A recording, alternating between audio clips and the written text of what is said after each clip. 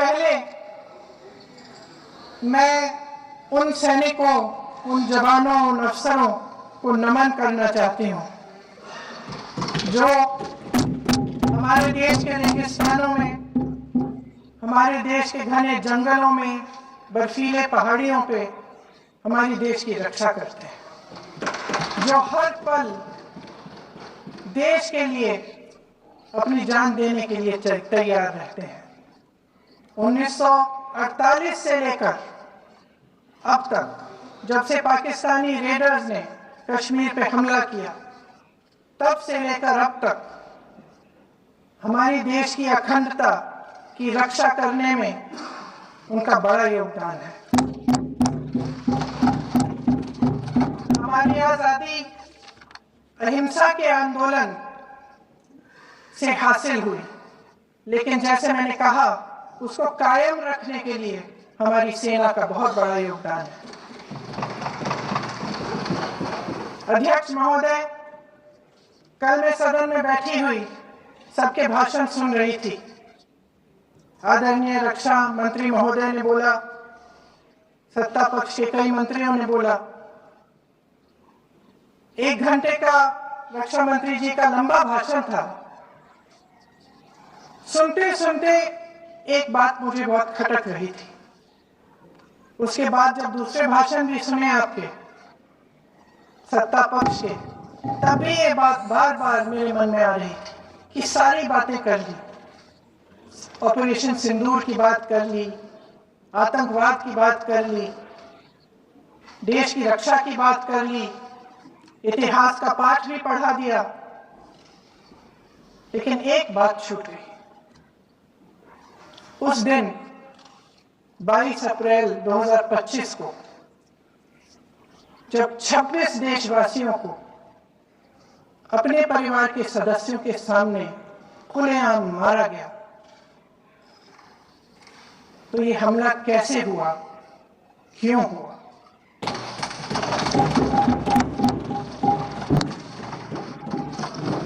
अध्यक्ष महोदय, ये लोग बैसारन वाली में, पहलगाम के पास कश्मीर में क्या कर रहे थे? आजकल पब्लिसिटी का दौर है, प्रचार का जमाना है। कुछ समय से हमारी सरकार ये प्रचार कर रही थी कि कश्मीर में आतंकवाद खत्म हो गया है, कि कश्मीर में शांति है, अमन चैन है। प्रधानमंत्री जी ने खूब भाषण दिए, देशवासियों को कहा कि चलिए कश्मीर चलिए, सैर करिए।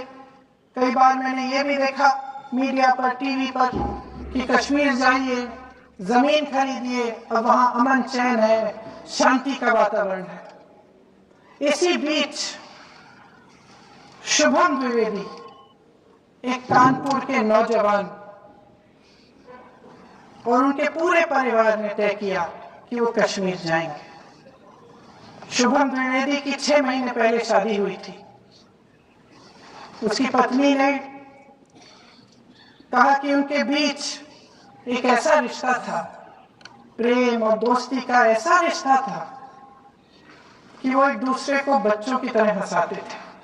सोशल मीडिया पर एक वीडियो भी जारी है जिसमें पूरा परिवार एक साथ बैठा हुआ ताश खेल रहा है और ऐसे हंस रहे हैं कि उस वीडियो को देख के किसी का भी दिल टूट जाए कि इस परिवार को इस तरह से उजड़ने के लिए हमने 22 अप्रैल 2025 को बैसारन वैली में मौसम का मिजाज अच्छा था। जैसे हर रोज लगातार 1000 से 1500 लोग वहां पहुंचते थे, उसी तरह से उस दिन भी तमाम पर्यटक वहां पहुंचे। वहां का रास्ता आसान नहीं है अध्यक्ष महोदय जी, जंगल से जाना पड़ता है, पहाड़ों के बीच जाना पड़ता है, घोड़े से जाना पड़ता है।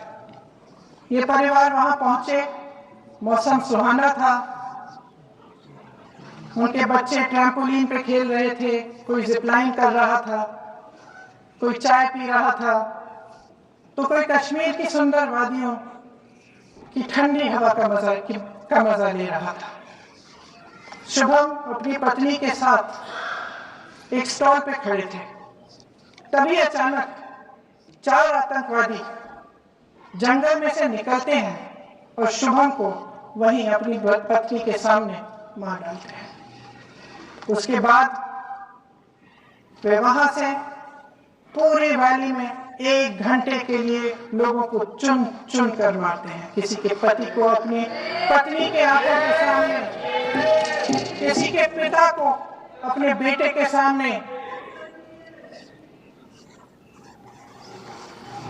चुन चुन कर 26 लोगों को मार डालते हैं। शुभम की पत्नी घबराकर वहां से भागने की कोशिश करती है, अपनी जान बचाने के लिए जंगल की तरफ दौड़ती है। वहां पता चलता है कि तमाम लोग जंगल की तरफ दौड़े हैं और अपनी जान बचाने की कोशिश कर रहे हैं। कोई अपने बेटे का हाथ पकड़ के पहाड़ों पर घसीटता हुआ जा रहा है, कोई कश्मीरी घोड़े वालों और गाइडों की मदद लेते हुए चले जा रहा है। कोई रास्ता नहीं है, कोई तरीका नहीं है, लेकिन किसी न किसी तरह से शुभम की पत्नी के शब्दों में किसी ऐसी शक्ति ने हमको बचा कर रखा कि हमें किसी न किसी तरह से हम अकेले नीचे पहुंचे। और मैं उनके लफ्ज पढ़ना चाहती हूं,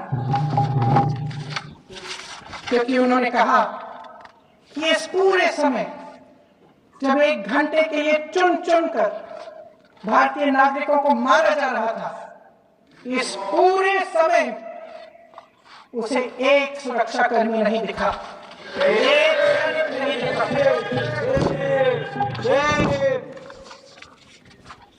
शुभम की पत्नी ने कहा, कोट, मैंने अपनी दुनिया को खत्म होते